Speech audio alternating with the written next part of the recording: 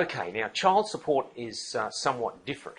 Child support's been legislated into existence by the government back in 1988.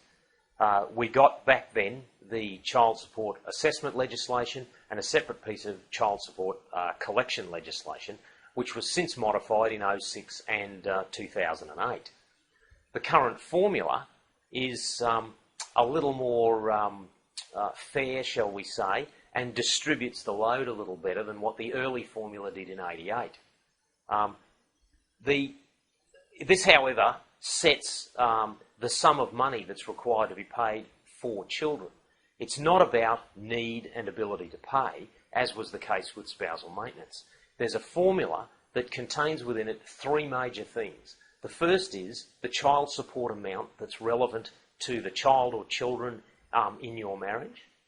The second is the first of the proportion calculations. Now, it's a proportion calculation that is about the relativity of your two incomes. You'll recall that we've spoken in an earlier session about the fact that today most parents are both working.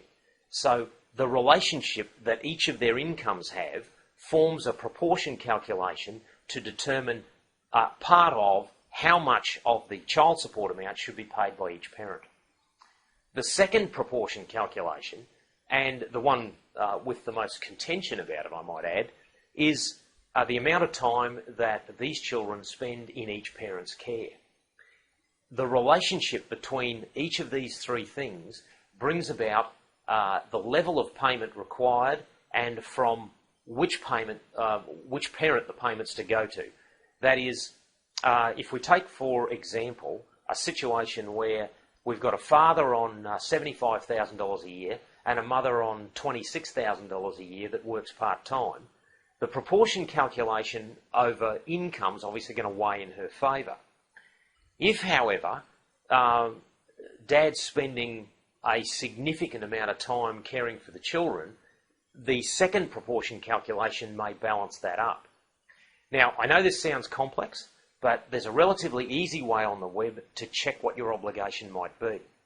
The Child Support Agency is in fact an arm of the tax office. Now, on the ATO's website you should find a link to child support, and there's a calculator on that child support website. Anything else you need to know about how this works, how it might be reviewed, how your relationship with the Child Support Agency might work, are all matters that we can discuss with you in more detail than we've got time to do here. What we'd encourage you to do is, if you've got a problem like this with the CSA, please come and see us. We do a thing called a fixed fee consult that allows us sufficient time to examine what you need to know in a 1.5 to 2 hour session. We find those sessions are valuable in upskilling yourself and providing you with the information that you need to be able to make informed choices.